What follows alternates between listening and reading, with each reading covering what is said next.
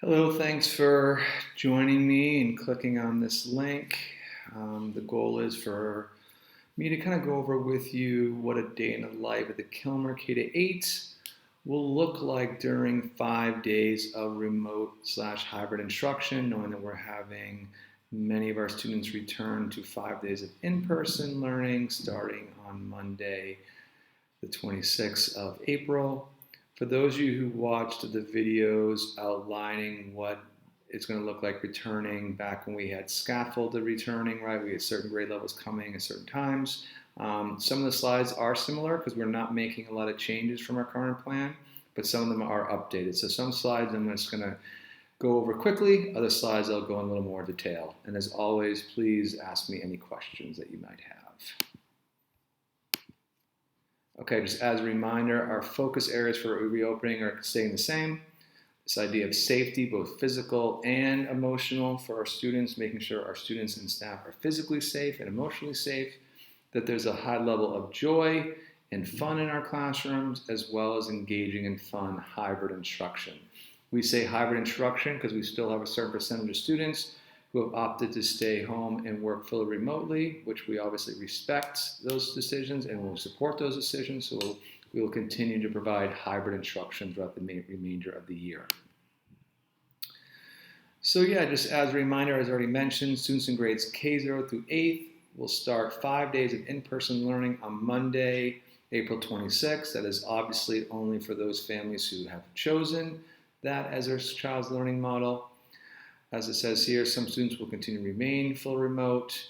And one thing I want to highlight is Wednesdays are no longer a full remote day. So if you have decided to send your child into the building for 5 days a week of in-person learning, they will obviously report to school Monday through Friday, including Wednesdays. And for our students whose families chose full remote, they will stay home and work remotely Monday through Friday, including Wednesdays as well. So Wednesdays is no longer a full remote for all students. And again, this is one of these slides where I'm not going to read to you per se, but here are our arrival procedures for the lower building.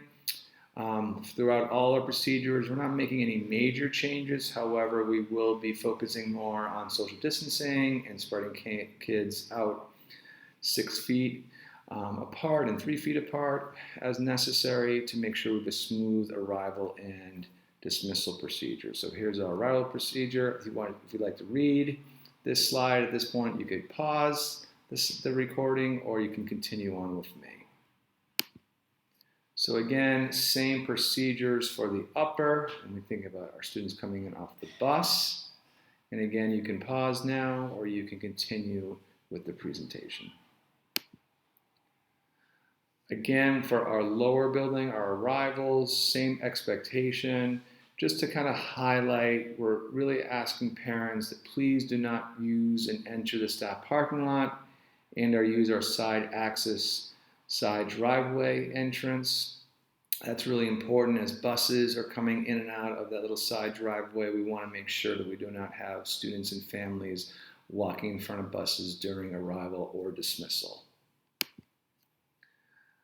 Again, our arrival for our upper students that are walkers, we open the building at 9:20. There's a side door. If you're facing the building to the right, we have 2 staff members there to welcome our students, and any students that report after 9:30, make sure that your child goes to the front office and signs in.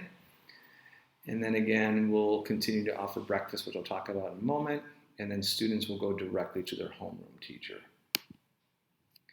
So unfortunately, we still cannot allow any visitors in either campus. If you need anything at all, please do not hesitate to let us know, either by phone, email.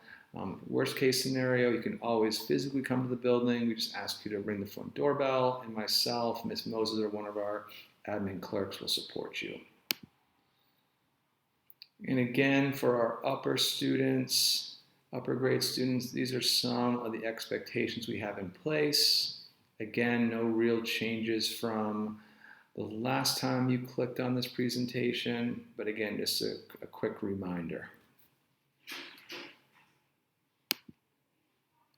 So as I mentioned, we'll continue to provide breakfast. Breakfast is available regardless of what time students arrive to school.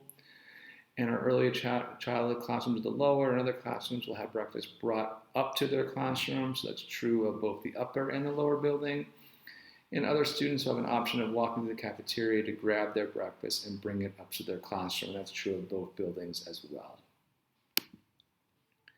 This is something new I kind of want to highlight and lift up a little bit. This is the BPS attendance policy, so bear with me as I read this to you.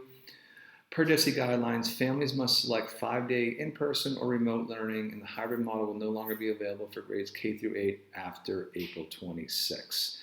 We're still using the term hybrid model only because we still have students that are in front of us, as well as students that are learning at home.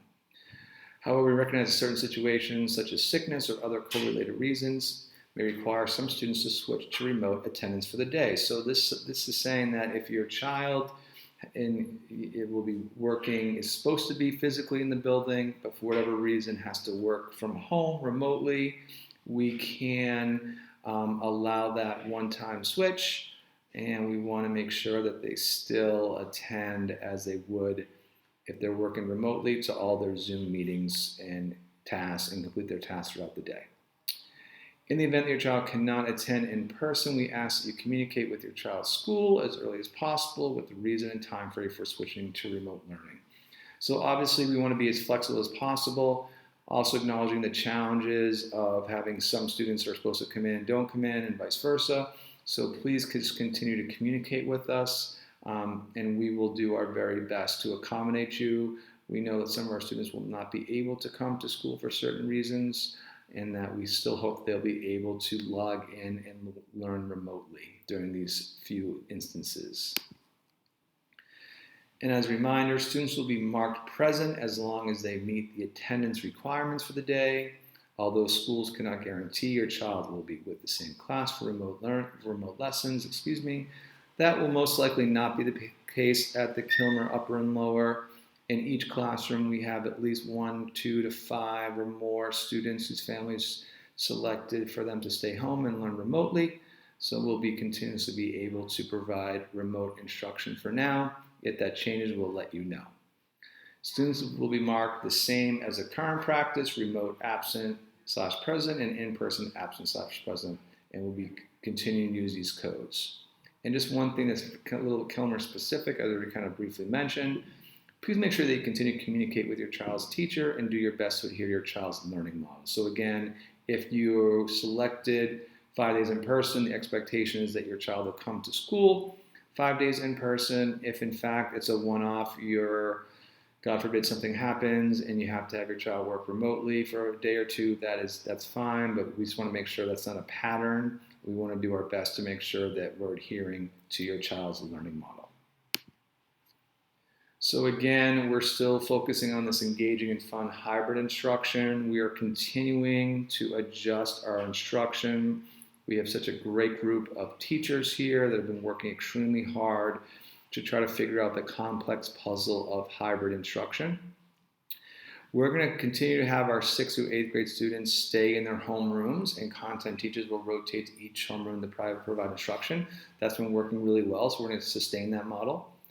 And we'll continue to kind of adjust our instructional models, obviously based on grade, classroom type, etc. And then each homeroom teacher will reach out to families and we'll let you know what your child needs to bring to school. That's pretty much already happened. But again, as you know, you can always reach out to your classroom teacher or myself for any more information as to what your child should be bringing to school every day. And again, we really appreciate your continued patience as we're kind of continuing to hone and craft and make adjustments to our practice. And again, one thing we'll really be focusing on as we open our doors to more students next week is that we'll continue to do our very best to ensure that those students who are working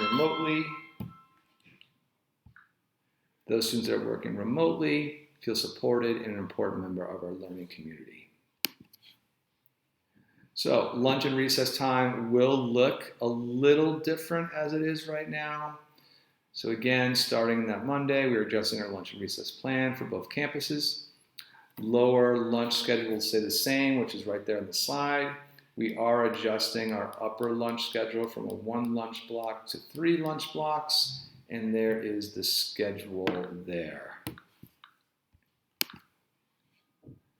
And just something that we've been working on the last couple of days, especially Ms. Moses, this idea of when students are in their classrooms, it's 3 feet apart. However, when they're eating lunch or breakfast or snack, it's 6 feet apart.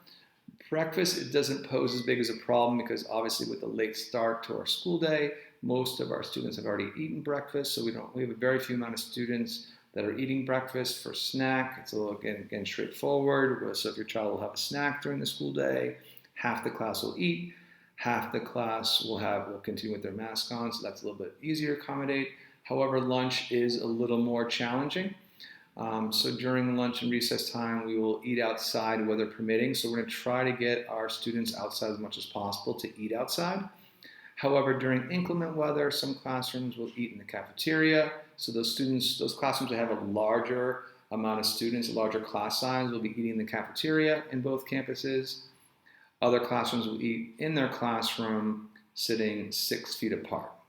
And for those homerooms, we really can't accommodate just because of pure numbers of students.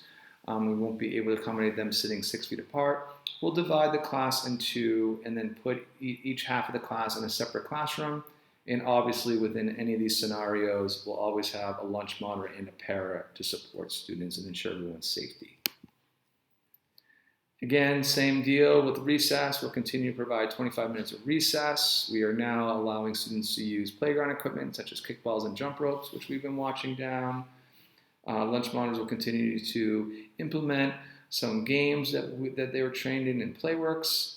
And then we'll obviously continue to as well to make sure students have mask breaks both in the classroom and outside the classroom. We have been using our play structure at the lower, which we've been wiping down, as well as getting a basketball hoop for the upper building. So again, our specials will continue as they have been. We'll continue to kind of adjust some of our delivery models, so to speak. When you think about our specials, some will push into classrooms, others will work remotely, and then for both campuses, we'll be using our art and or science room, where we'll have a designated number of classrooms that we go physically getting up from their learning space and going to our art room / science room here at the upper, and the art room and science room at the lower. And our Rockstar specialist teachers will continue to communicate any changes to their instructional model. And again, with this idea of safety, we have still make sure that we have the appropriate mandated cleaning supplies, window fairs, and air purifiers in every classroom, and that we're continuing to support social distancing, which I'll talk about in a minute. All staff continues to have the appropriate PPE, and each campus has a PPE point person to ensure that we have appropriate PPE in stock. So again, we want to make sure we have all those items readily available for students and staff. And staff are still trained in district and state mandates for reopening. And as I already kind of mentioned briefly, this was a bigger lift, no pun intended, where we had furniture that was removed and rearranged to accommodate students learning 3 feet apart from each other.